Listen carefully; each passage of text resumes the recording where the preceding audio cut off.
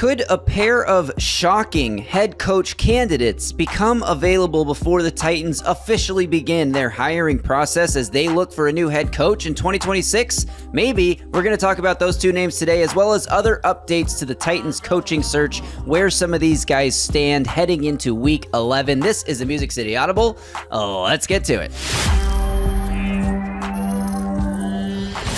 Welcome everyone to another episode of the Music City Audible podcast presented by Sinkers Beverages, the premier wine, spirits, and beer store in East Nashville in partnership with 440 Sports. I'm Justin Graver. With me, as always, Justin Melo and Justin. Just to be totally honest with our audience, we had a very special guest interview lined up for today.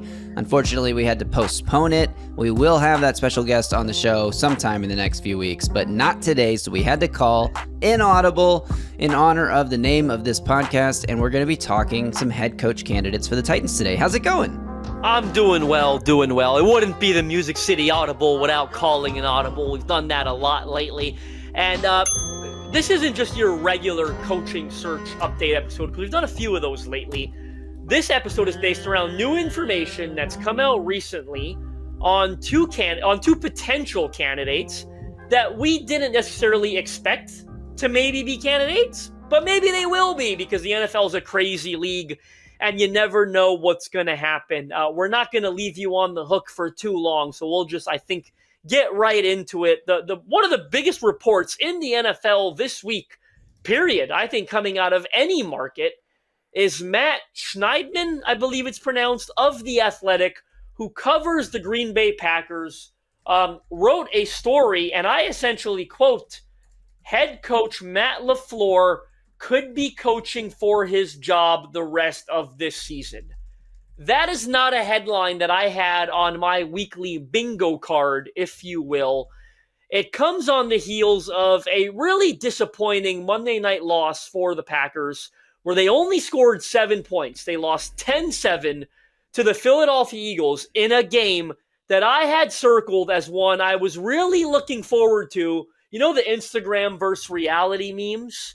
Yeah. But in reality, was one of the worst football games I've watched this year. Was horribly sloppy, incredibly boring. And it was the follow-up. I forgot this because I don't follow any team religiously other than the Titans. Was a follow-up for the Packers from a 16-13 loss to the Carolina Panthers on a horrible Week 9, I guess it was for them. Yeah, because the Week 10 Eagles came on Monday Night Football. That's 2 straight losses for the Packers where they failed to score more than 13 points. One of them to the lowly Panthers, who followed that up by losing to the New Orleans Saints. Packers are now 5-3-1. They're like in third place, I think, in the NFC North Division, trailing the Bears and the Lions, who are tied for first. A Packers team that came in with a lot of expectations this year, the Micah Parsons trade. Look, they're still 5-3-1. They're not terrible by any stretch, but they're not in the division lead. That Micah Parsons deal made it Super Bowl or bust for them, essentially. And this is what makes it difficult on Matt LaFleur, is the defense is holding up their end of the bargain, right? Like holding the Eagles to 10 points, the Panthers to 16. They should be winning these football games, but they're not. And right now, that falls at the feet of Matt LaFleur's offense. That's the thing that is sparking this conversation, because I think this is an absolutely absurd idea. I mean, Matt LaFleur has done nothing but win games since he got to Green Bay, handled the transition with Jordan Love masterfully, the way that they, allowed him to sit and they were patient with him and it all worked out. And now he hasn't played his best football this season, but their 3 losses that you just mentioned, they allowed 13 points, 16 points, and 10 points.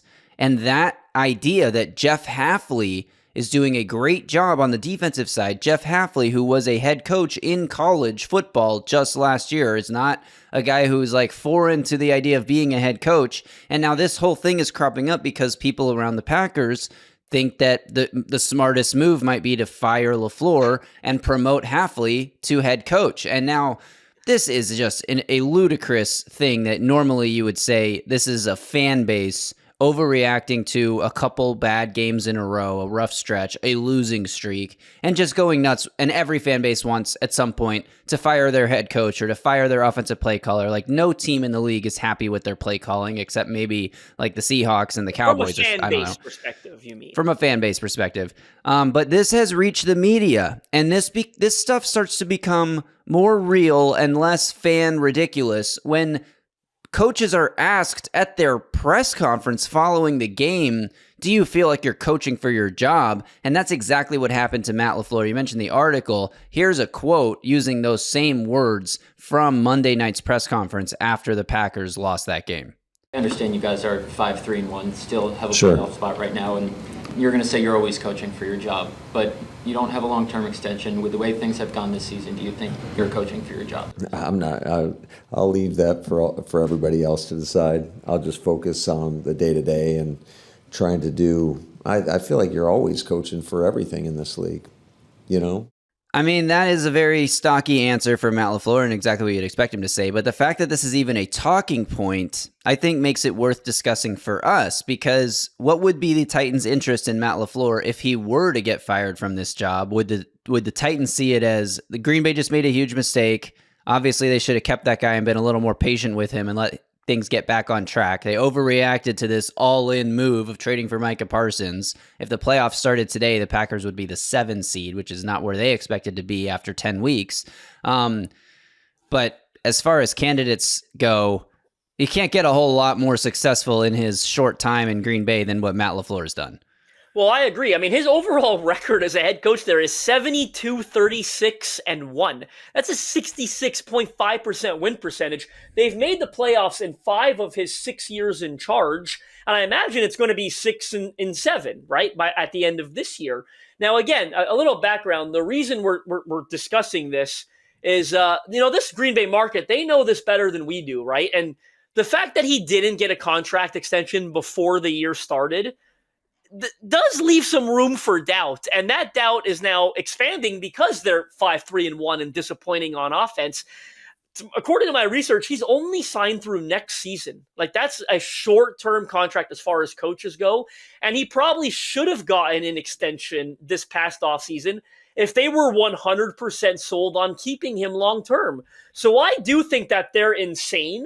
But I also think there's a case where maybe where there's smoke, there's a little bit of fire here. And he's 3-5 in the playoffs, So I'm grasping at straws myself to understand their line of thinking, right? But I think they have a little bit of doubt on Matt LaFleur, or else they would have given him an extension this past offseason. And again, the results of this year, if they have some doubt, the current results are feeding into that doubt.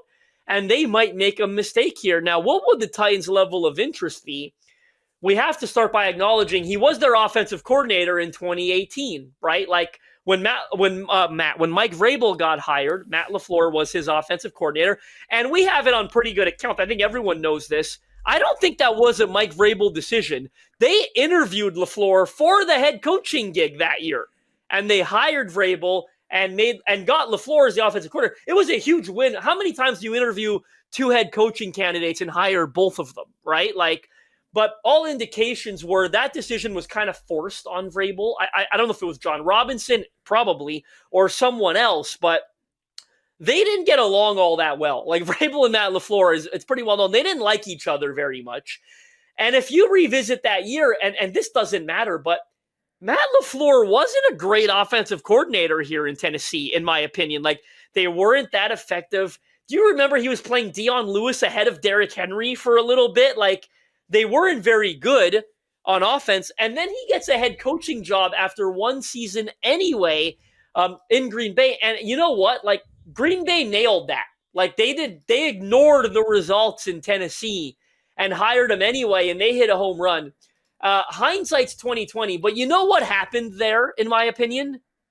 What should have happened to Brian Callahan, right? You know what I'm saying?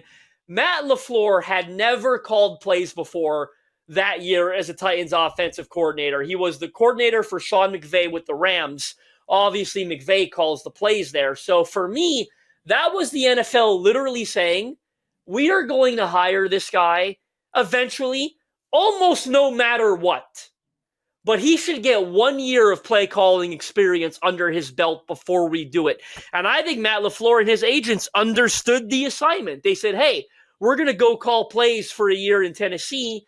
And maybe even if it doesn't go well, which it didn't, we're still going to get hired because teams want me to just have that experience. So it's what should have happened to Callahan, right? He should have called plays 1 year. Well, yeah, sure. I mean, yes, Matt LaFleur coordinated the 27th highest ranked scoring offense, or AKA the sixth worst scoring offense in his time in Tennessee, and then went on to be a very successful head coach because my point is he was maybe he was prepared for that, right? Like, sure, but Brian Callahan, I'm not going to sit here and pretend that I think Brian Callahan would have had a different success. Like, I don't think Brian Callahan's success or failure was determined by the fact that he didn't go do a year of head coach grad school or whatever, where he got to call plays as an offensive coordinator. I think Callahan's issues run deeper than simply the ability to call plays live in a game.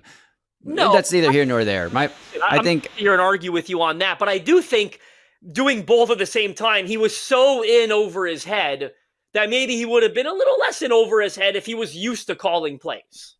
I'm not going to disagree with that idea. I think Callahan's issues ran deeper, though. Like, he's not a leader. Leading the team behind the scenes and preparing them throughout the week for what was to come on Sunday, to me, was more impactful and worse than anything. Like, I honestly, I didn't have an issue with him as a play caller, and he didn't either, if you remember that quote. And third, like, it's not like the Titans' offense has taken a massive leap. I mean, I know they've gotten off to some better starts, but overall, it's not like the offense has looked like a totally different unit since Hardigree took over play calling. But anyway, we're way off in the weeds here. Yeah, Matt LaFleur. I mean, I would have a lot of interest in Matt LaFleur to return to Tennessee. I think what they should have done in 2018 was hire Matt LaFleur as head coach, and Mike Vrabel can go somewhere else and never have his tenure would have in been Tennessee. Fired by now, just the same. Well, maybe, but maybe not. I mean, the offensive stability that he would have provided when Ryan Tannehill was the quarterback in 2019. Who knows? Who knows what would have happened there? Regardless, though, I think he does become an interesting candidate. Like, it's. Do you want him? Like, as a Titans fan right now, you can pick anybody to be head coach. Is Matt LaFleur in your top 5? He should be. Yes. He should be.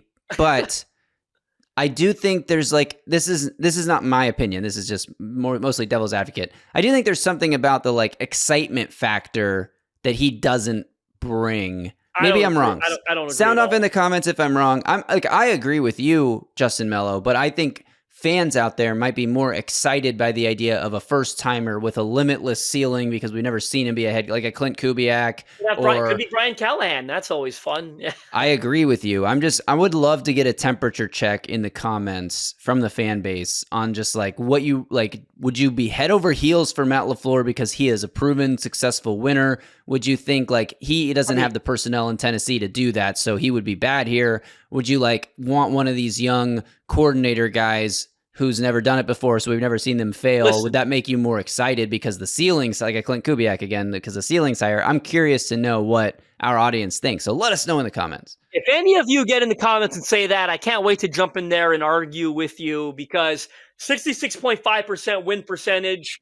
Look at how he's developed Jordan Love at quarterback. Look what he did with Malik Willis after he didn't even look like an XFL quarterback in Tennessee. Malik Willis goes there. They beat the Titans 30-14 last year with Malik Willis as a starter, and Willis has consistently looked playable when he's had to play over the last little bit. Good in the preseason, blah, blah, blah. Like, the amount of offensive consistency he would bring to Cam Ward, to this team that's trying to develop Cam Ward in what will be his second year. Matt LaFleur, is he in your top 5? I think he'd be my number 1. I think he'd be the top of my list. I think I've talked about Mike McCarthy. I would take Matt LaFleur over Mike McCarthy, and I love Mike McCarthy. Like, no brainer to me. I wonder what Amy Adams Strunk thinks about this possibility. I mean, maybe it hasn't even landed on her desk yet, but I don't know if she likes, hates, remembers him. Like, he was only here a year as a coordinator. I'd have to think, though, it's on her mind, or she's aware that this guy was here for 1 year, got a head coaching job immediately. That hasn't happened to a lot of Titans coordinators over the years, Arthur Smith being the other, and has gone on to have a lot of success. So I wonder if she thinks, hey, maybe he's the one that got away. And who knows? But to me, Matt LaFleur would be probably number 1 on my list. And we can't get out of the Matt LaFleur discussion and move on without mentioning that Chad Brinker, who's going to be a massive part of the hiring process, we don't know if Mike Borgonzi's going to lead the charge. That's the strong indication, though, that Borgonzi's leading it. But I'm sure Chad Brinker will have plenty of say in the direction that leads to. And he overlapped for 4 years with Matt LaFleur. He was there in Green Bay as the assistant director of pro scouting when Matt LaFleur was hired. He was promoted to the personnel and football administration executive in LaFleur's 3rd season in Green Bay, and spent another season there before joining the Titans in 2023. So plenty of familiarity. And Easton Freeze just wrote an article, posted it on Wednesday morning. Good read on, updating he did a stock up, stock down type of thing for Titans head coaching candidates, and mentioned, a quote that Borgonzi gave last week when he did gave limited comments on the coaching search. One of the things that he did say was that they wanted alignment, they wanted collaboration between the head coach and the general manager and the front office, which of course every team says that because every team should want that because that's the best way to operate a football team. But Easton indicated that could mean they look at somebody like a Matt Nagy, or look really hard at somebody like a Matt Nagy because Borgonzi's worked with him, but it could also mean if Matt LaFleur did, for some dumb Green Bay reason, become available, Chad Brinker has a lot of familiarity with him as well, so just had to mention that. I don't think this is as far-fetched as some people make it out to be, but at the same time, it would be such a dumb decision if Green Bay fired Matt LaFleur. Teams make dumb decisions all the time. I think if he were to get fired, he's going to be near the top of every wish list for teams that have vacancies. The second candidate that we're going to, I think, briefly touch on, but we talked about 2 potentially surprising candidates. LaFleur was the first. The second is Kevin Stefanski of the Cleveland Browns. He's mentioned in the Easton Freeze article as well. Is another guy that there's been some media rumblings about the team possibly firing. I mean, it's not all that shocking, right? The Browns are 2-7 and in contention for the number 1 overall pick. I would have Stefanski high on my list. Maybe not as high as LaFleur, but I do like Stefanski quite a bit. The way I view his situation right now, and I think we can get through this one rather quickly, I think he's a bit of a victim of the dysfunction in the front office. Like, I don't know everything that goes on in Cleveland, but the reason they suck, can very much boil down to the Deshaun Watson mistake. Like, they went all in they gave up a bunch of draft picks, signed this guy to historically, if you remember, at the time, fully guaranteed contract. While they still had Baker Mayfield on the team, and they decided we're going to choose. Looking great, by the way. Right? So, for me, and to me, he's a victim in all this, because if I recall correctly, the Deshaun Watson decision came straight from ownership. Like, they made this decision and said, you figure it out, while the quarterback was in the middle of a horrible, horrible off-field legal battle and all that. And they just gave Kevin Stefanski the crap end of the stick. And they're still losing because of it, because that decision, thankfully, karma had its way, and it backfired majorly in their faces. And Stefanski's left to clean up the aftermath. And not surprising that they're losing because of it. This is a 2-time head coach of the year winner, NFL head coach of the year, 2020 and 2023. He's an offensive-minded guy who worked under some brilliant offensive minds in the past, right? He was on those Minnesota Vikings squads with like Gary Kubiak, and I think Clint Kubiak was there as well, obviously, in a reduced role. I like Kevin Stefanski. Look, the head coach always deserves some blame. I don't want to sit here and absolve completely, but I think he's largely it's weird to say about a head coach, but I think he's largely a passenger in what's going on with the Cleveland Browns right now. No one was going to recover immediately from that Deshaun Watson, show, if you will. And I don't know how much word he had in drafting Gabriel, and I think Shedeur Sanders wasn't a Kevin Stefanski call either. No. Like, it's just been a mess in Cleveland the last couple of years. Yeah, no, Stefanski, if he ends up getting fired, will be the victim, the scapegoat. Yes. I think scapegoat is the best word to use. He will be the scapegoat for what's going on in Cleveland because 100% on the Deshaun Watson trade, not his decision. And then with Dillon Gabriel, I believe Dillon Gabriel was an Andrew Berry, Kevin Stefanski. This is a guy that we kind of like. We're not sold on him, but let's take a chance and see if we can be anything. And then Jimmy Haslam came down in the 5th round and said, why is this guy still on the board? Draft him. We need this guy. We don't have a quarterback. I don't care if you already took one. Make him battle it out. Draft this guy. And Stefanski refuses to even talk about why he won't give Sanders a look in in a lost season when you already drafted the guy and your offense has been terrible for the last few weeks, they won't even give him a look. Why? Ownership's going to force that change soon, I have a feeling. I agree, and I hope it happens by week 14 because I'd love to get the Cam Ward versus Shedeur Sanders Bowl. But everything that's going on with management in Cleveland is disgusting. But Kevin Stefanski led this team to a playoff win, their first playoff win in 30 years, something crazy like that. He led them to the playoffs again with Joe Flacco coming off the street, and it was also not his decision at all. In fact, I think he was upset about the fact that Cleveland traded Joe Flacco to Cincinnati. Basically, he didn't outright say this, but we played a clip that he right after the trade on Heed the Call, so I'm familiar with his words here because I had to go listen to that press conference to pull the sound for it. And it was basically like, hey, they called us. Andrew came to my office and said, we're moving Joe because we got an offer for him. Like, we weren't looking to shop him. Stefanski wanted to keep starting Joe Flacco because as the head coach, he believed that gave his team the best chance to win, knowing what they had in third-round rookie Dylan Gabriel and fifth-round what is Shedeur Sanders to the Browns? He's like worse than a practice squad player to them right now. Like, they don't give him they're not giving him a chance, and maybe there's stuff behind the scenes that would give them a reason to. We don't know what that stuff is. All I know is Kevin Stefanski probably never wanted Shedeur Sanders on his roster, and so he doesn't want to play him. And he has overachieved. Obviously, Myles Garrett is a hella talented player, but he has overachieved relative to the talent level on that offense. They have not had a good, true wide receiver one type of player on the roster since he took over, maybe Amari Cooper for a little bit. Like Jerry Jeudy, we know what Steve Smith said about Jerry Jeudy, right? Like, he doesn't have that dog in him. But anyway, I would be all in on Kevin Stefanski. I like Kevin Stefanski more than Matt LaFleur.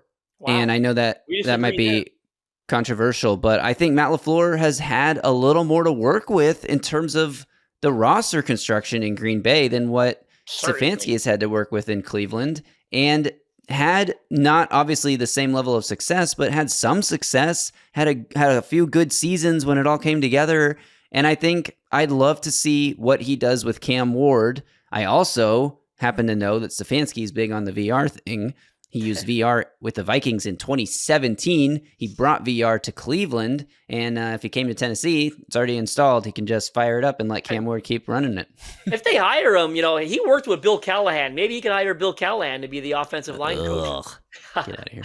All kidding aside, no, that's a good. I would be in favor of either of these guys. Offensive minds, they'd be great for Cam Ward's development. We're going to end this episode with some rapid fire, stock up, stock down on some of the others. And it goes to show you how much things change every week in the National Football League. When the Titans fired Brian Callahan, we're already going back several weeks, but again, things change quickly. We talked about Joe Brady, Buffalo Bills offensive coordinator, potentially being the hottest candidate on the market, period.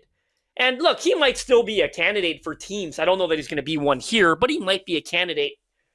But the Bills, a disappointing loss to the Dolphins. They lost a couple weeks ago. Was it to the Falcons on primetime? The Patriots leading that division.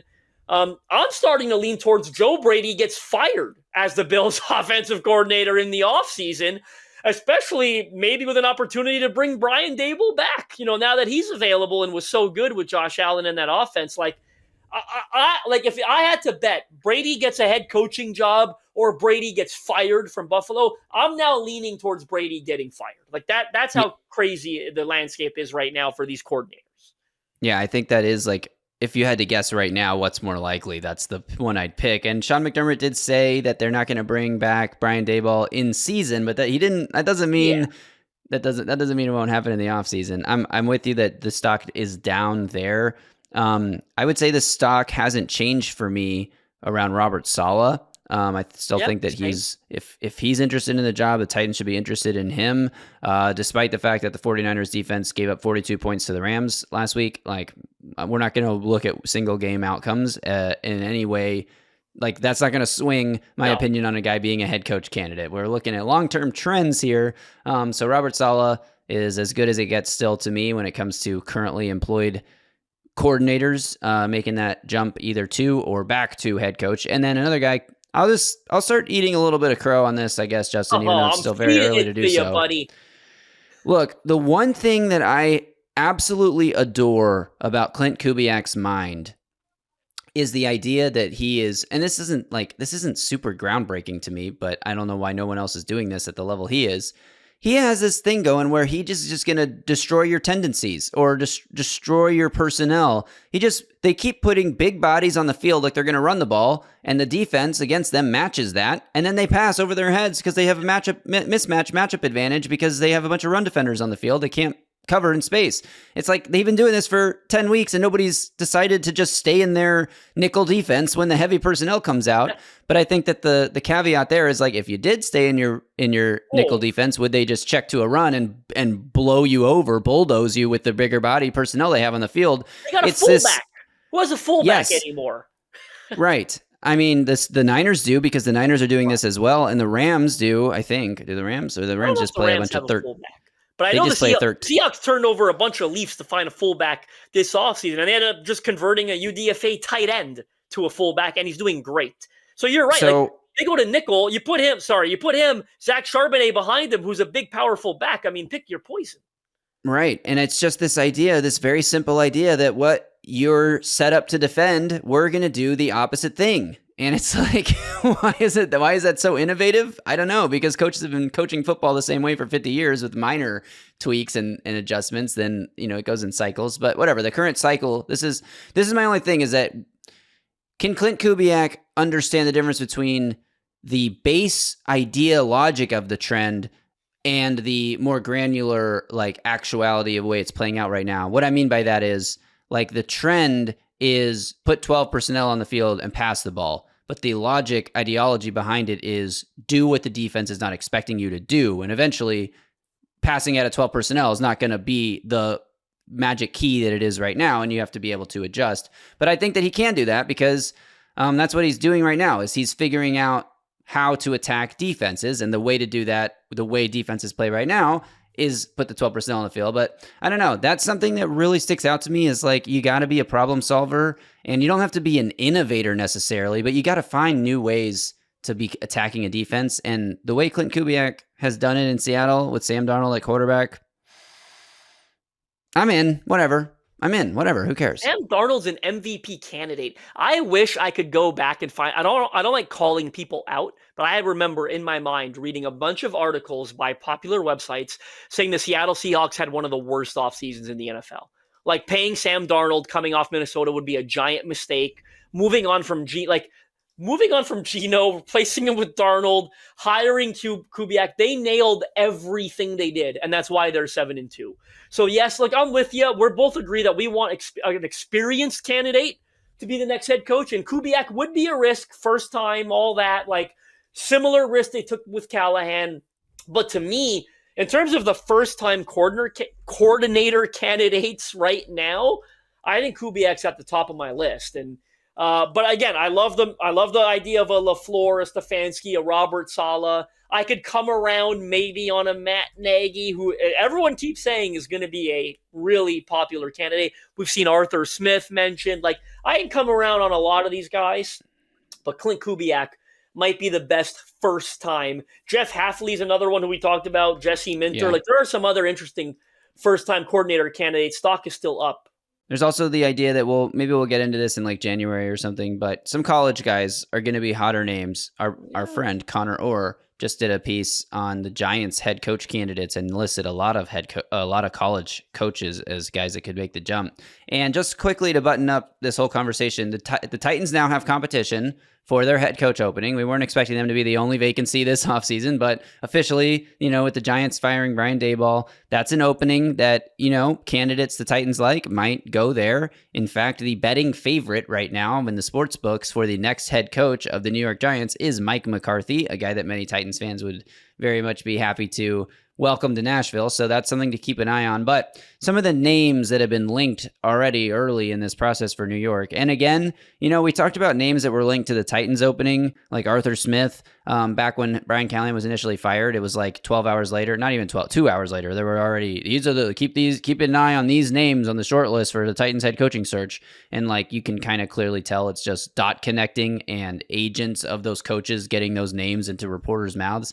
I'm pretty sure that's what's happening here. But some interesting names that have been linked, quote unquote linked to the Giants job include Lou Anarumo, the Colts defensive coordinator, Steve Spagnuolo, the Chiefs defensive coordinator who was a one-time interim head coach in New York, and Antonio Pierce. So not exactly the type of guys that I'm scared of the losing from the candidate pool if the Giants were to hire them. Yeah, but those names have been linked. And then Marcus Freeman, the Notre Dame head coach, has been linked to that job as well. So it's all speculative right now, I think. We'll learn obviously a lot more about this when the interview requests start coming down in early January. But for now, some names to keep an eye on as potential head coach candidates who I don't think the Titans would necessarily be interested in. It would be ideal if the Giants hired Antonio Pierce or Steve Spagnuolo as their head coach, and then the Titans only have to worry about one of the candidates they actually like being taken off the market.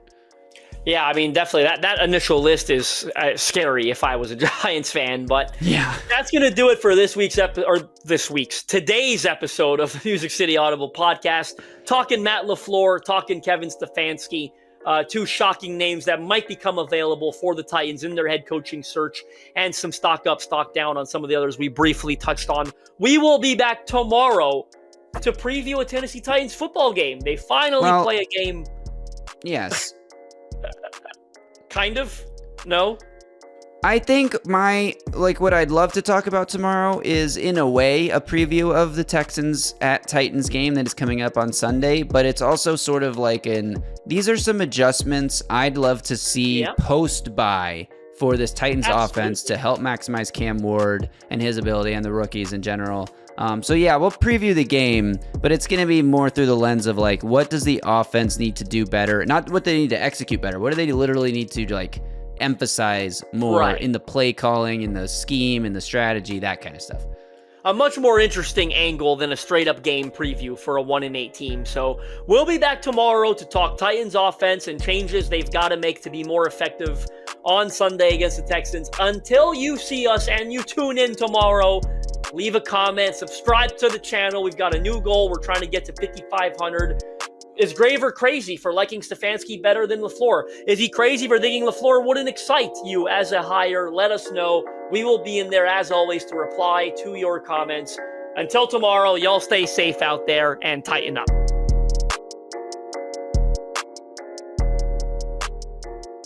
A Broadway sports media production.